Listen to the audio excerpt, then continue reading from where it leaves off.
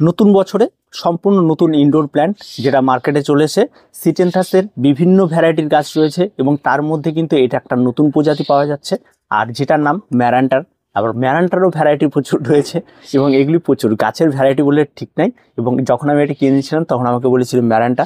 তো আপনারা সিটেনথা হোক বা ম্যারান্টা হোক যেটা নামেই আপনারা ডাকুন না কেন কোনো বিষয় নয়, তবে গাছটি সম্পূর্ণ নতুন ভ্যারাইটি। গাছটির বিষয়টা যেটা দেখা যায়, গাছটি এদিকে দেখবেন লাল, সামনের দিকে দেখবেন একটা নতুন কালার, মানে কালারের আমি জানি না এটা কি কালার বলবো।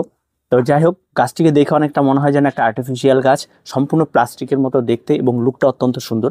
এই ধরনের গাছগুলি মার্কেটে কিনতে গেলে আপনারা 150 টাকার মধ্যে আপনারা পেয়ে যাবেন, আর জায়গা বিশেষ হয়তো দাম বাড়তে পারে। আর মূলত এই সমস্ত ইনডোর প্ল্যান্টগুলি সারা বছর আপনার ছাদ বাগানে থাকবে এবং খুব সুন্দরভাবে গ্রো করে। তো আজকে এই গাছটি কীভাবে বাঁচবে, কীভাবে তার রয়েছে পরিচর্যা, সমস্ত কিছু আজকের এই বিস্তারিত আলোচনা। সবার প্রথমে যে বিষয়টি নিয়ে কথা বলবো সেটা হচ্ছে চারা নির্বাচন। অবশ্যই যখন আপনারা নার্সারি থেকে চারা ক্রয় করতে যাবেন তখন সবসময়ের জন্য বেশি পরিমাণ ডাল বা ছেড়েছে এরকম চারা দেখে ক্রয় করবেন, এবং এই পট হোক বা প্লাস্টিক পট হোক বা প্যাকেট হোক বা যে কোনো কিছুর মধ্যে একদম সম্পূর্ণ সেট চারা আপনারা নেওয়ার চেষ্টা করবেন। তাহলে সেই সমস্ত গাছগুলো নষ্ট হয়ে যাওয়ার প্রবণতাটা একেবারেই কম। তার জন্য অবশ্যই এই ধরনের চারা আপনারা ক্রয় করুন। 2 নম্বর যে বিষয়টি রয়েছে সেটা হচ্ছে ছোট চারা, একেবারে ছোট চারা তেমন কিছু নেবেন না, এই বিষয়টিও কিন্তু খেয়াল রাখতে হবে। এবার আছে টব নির্বাচন। টবটা বিষয়টা সম্পূর্ণ নির্ভর করে আপনার উপর, আপনার সামর্থ্যের উপরে, আপনি কোন জায়গা রাখবেন সেই জায়গার উপরে, সেই জায়গার সৌন্দর্যায়নের উপরে, ঠিক আছে, গাছের হাইট উচ্চতা অনুযায়ী আপনারা যার যেমন প্রয়োজন, যেমন জায়গা আপনারা রাখবেন সেই অনুযায়ী আপনারা টব ব্যবহার করবেন। তবে টব নেওয়ার সময় অবশ্যই টবের ড্রেনেজের বিষয়টা কিন্তু একদম খেয়াল রাখতে হবে। এবার আছে মাটি নির্বাচন। এই সমস্ত গাছগুলি মূলত যে সমস্ত মিডিয়াতে আসে সেগুলি সম্পূর্ণরূপে একটা পাতা পচা মিডিয়াতে আসে। তো পাতা পচা মিডিয়াতে এই গাছগুলি তুলনামূলক অনেক ভালো হয় নর্মাল মিডিয়া থেকে। তো আমরা মূলত যেহেতু এটা সমতলে এই সমস্ত গাছগুলি হচ্ছে, তো এই সমস্ত জায়গায় এই সমস্ত গাছগুলি করতে হলে অনেকটা স্যাকুলেন্টের মতো মাটির মিশ্রণটি করতে হয়। আর এই মাটির মিশ্রণে কোনো রকম কোনো বড় বড় দানা দানা পাথর থাকবে বা ঘেস থাকবে এমনটা কোনো কিছু রাখবেন না। একদম প্লেন আপনারা এখানে 50% বালি নিয়ে নেবেন আর তার সঙ্গে 50% পাতা পচা নিয়ে নেবেন। এই দুটো দিয়ে মিডিয়া তৈরি করবেন আর তেমন কোনো রকম কোনো কিছুর প্রয়োজন পড়বে না। একদম ফ্রেশ মিডিয়া আপনারা তৈরি করুন এবং এই সমস্ত গাছগুলিকে বসিয়ে দিন আপনার টবের মধ্যে। যেন জল দেওয়ার সঙ্গে সঙ্গে নিচ দিয়ে বেরিয়ে যায়, আর যেই সামান্য পাতা পচা থাকলো তারা বাকি জলটিকে ধরে রাখবে, তাতে এই গাছটি খুব ভালো হবে। সারা বছর যদি ছাদ বাগানে এই সমস্ত গাছগুলি রাখতে আর দেখার মতো যদি করতে হয়, এটা কিন্তু সবচেয়ে বেস্ট একটা মিডিয়া।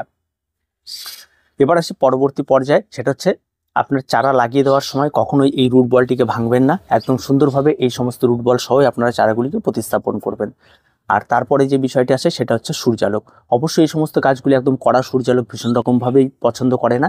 আর তারপরে আপনার যে বিষয়টি রয়েছে সেটি জায়গায় অবশ্যই সমস্ত গাছগুলিকে রাখতে হবে। কড়া সূর্যালোকে এই সমস্ত গাছে পাতা পড়ে যেতে পারে, অনেক কিছু হতে পারে। সবসময় ছায়াচ্ছন্ন একটা জায়গা হবে, যে জায়গাটা গাছের নিচে ছায়া না, আপনার তৈরি করা একটা হয়তো গ্রিন শেড বা গ্রিন কোনো কিছু রয়েছে বা হালকা ছায়া রয়েছে যেই জায়গাটি সকালে রোদ লাগে বা পরবর্তী সারাদিন একটু ছায়া ছায়া থাকে, আবার বিকালে একটু রোদ লাগে, এরকম জায়গা দেখে মোটামুটি ডাইরেক্ট সানলাইট লাগে এমন জায়গাতে এদের রাখবেন না, মোটামুটি সূর্যালোক লাগে এমন জায়গাতে এদের রাখবেন।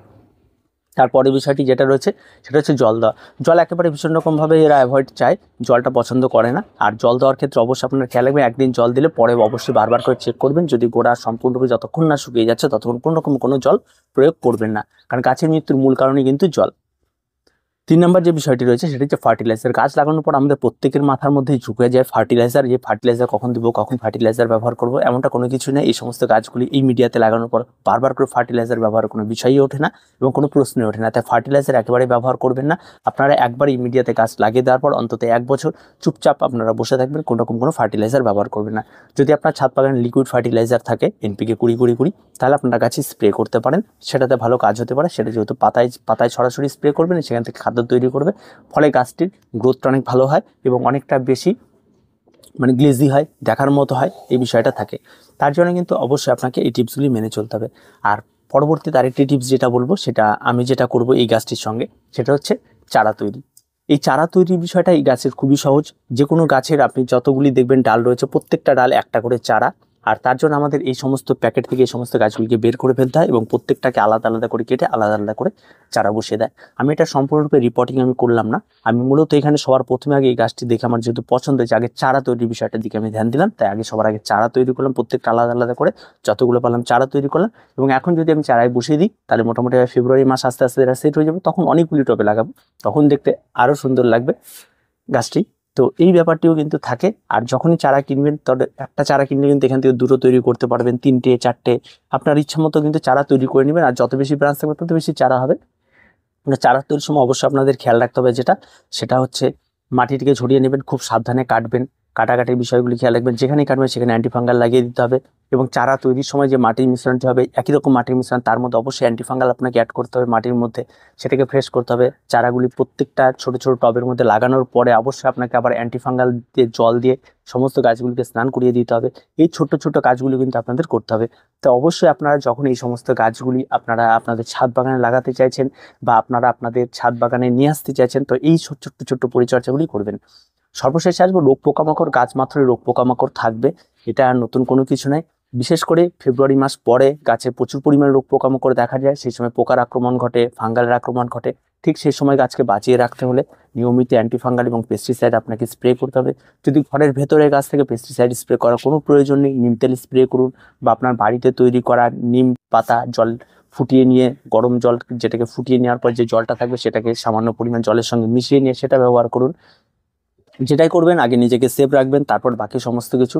অ্যান্টিফাঙ্গাল ব্যবহার করার ক্ষেত্রেও আপনারা একটু বুঝে শুনে ব্যবহার করবেন। যে গাছটি হয়তো অ্যান্টিফাঙ্গালের প্রয়োজন রয়েছে সেই গাছটিকে স্প্রে করে গাছটিকে বাকি গাছ থেকে একটা আলাদা করে দিলেন, অন্য জায়গায় রেখে দিলেন। এই ছোট ছোট পরিচর্যাগুলি আপনি যদি এই সমস্ত ইনডোর প্ল্যান্টের ক্ষেত্রে করতে পারেন, তাহলে আপনার আর গাছে কোনো সমস্যা থাকবে না। সারা বছর আপনার গাছ খুব সুন্দরভাবে বেড়ে উঠবে এবং খুব সহজ সরলে এই সমস্ত গাছগুলি দেখতেই খুব ইনোসেন্ট, আর তেমন কোনো কিছু প্রয়োজন পড়ে না, আর প্রত্যেকে করতে পারবেন।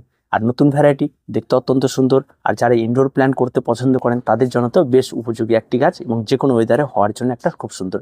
তো আজকে এ পর্যন্তই, দেখা হচ্ছে পরবর্তী ভিডিওতে। প্রত্যেকে ভালো থাকবেন, প্রত্যেকে সুস্থ থাকবেন, চ্যানেলটিকে অবশ্যই সাবস্ক্রাইব করে রাখবেন।